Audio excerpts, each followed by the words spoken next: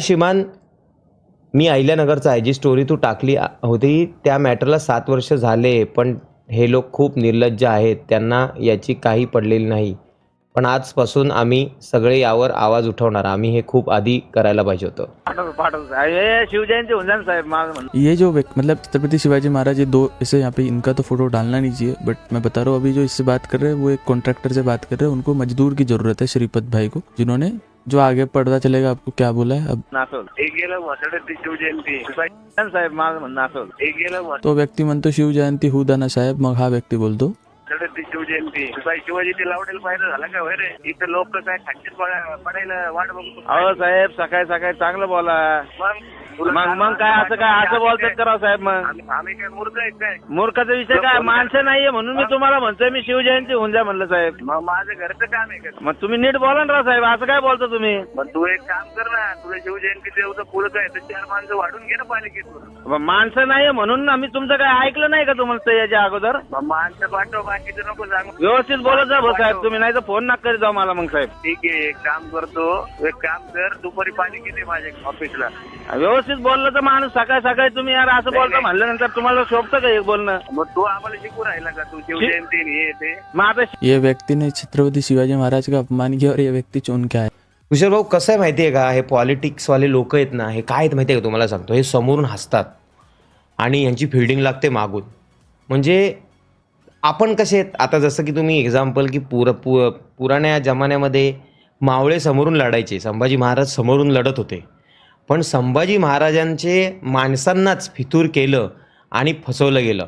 संभाजी महाराजांना माहीत असतं की समोरून युद्ध करणार आहेत ना, तर संभाजी महाराजांनी कोल्हे असते ना सगळ्यांना. पण आता घरातलाच माणूस वर्सेसमध्ये, तर त्यांना कशी कल्पना असणार, समजते ना तुम्हाला? तसा यांचा प्रकार आहे. हे पॉलिटिकल लोक आहेत ना, मोस्ट ऑफ नाही घरच्यांचे नाही लोकांचे, त्यामुळे यांच्यापासून दूर राहिलंच बरं आहे भाई. राहिला प्रश्न त्या व्यक्तीचा ज्यांनी महाराजांबद्दल बोललेलं आहे ते चुकीचं आहे, अतिशय निंदनीय आहे. त्या व्यक्तीचं पद पण गेलं पाहिजे आणि त्याला शिक्षा पण झाली पाहिजे. मला तरी असं वाटतं, महाराष्ट्रामध्ये तुम्ही राहता, महाराजांनी जे केलं आहे स्वराज्यासाठी ते तर तुम्हाला थोडी पण त्या गोष्टीची जाणीव नाही आहे. ॲटलिस्ट एक माणूस म्हणून आता माणसांनी ज्यांनी तुम्हाला निवडून दिलं आहे त्यांच्यासाठी तुम्ही काहीतरी चांगलं कार्य करायचं टाकून हे यांची जिंदगीच जगण्यामध्ये व्यस्त आहेत ना, काय चाललेलं असतं यांचं यांना माहीत नाही. तर नाही भाऊ, बघ महाराजांच्या बाबतीत तर ऐकलं गेलं जाणार नाही, त्या व्यक्तीला शिक्षा झाली पाहिजे.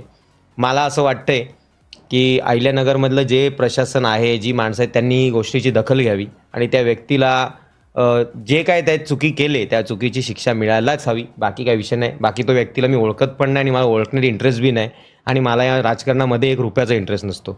पण महाराजांबद्दल नाही बोललं गेलं पाहिजे. हे बघा कसं आहे, ही बांधिलकी फॅमिली आहे. तुम्हाला वाटत असेल मी एक साधासुद्धा यूट्यूबर आहे, पण मला या गोष्टीत घुसायचं नाही आहे आणि मला खरंच इच्छा नाही आहे. पण जर कधी अशी वेळ आली की मला खरंच घुसायला लागेल, मग तुम्हाला दाखवतो गेमर काय असतो ते. पण मला त्या गोष्टीत शक्यतो घुसू देऊ नका, नाहीतर याचा जो रिझल्ट आहे तो वेगळाच असेल. तुमचा श्रीमान इकडे आहे, लाईव्हला येतोय, गेमिंग करतोय, ते बाजूला राहून जाईल ना, भलतंच काहीतरी चालू होईल. तर यात नकोच पडायला.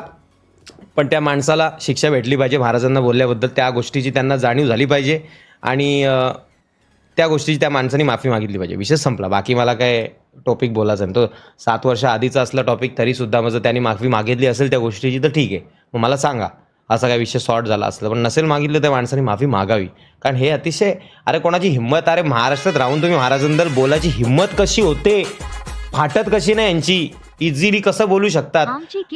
म्हणजे तुम्ही 4 लोकांमध्ये जय जयकार करणार आणि आपापसामध्ये तुम्ही ह्या गोष्टींच्या वरती अशा चर्चा करणार, किती लज्जास्पद आहे.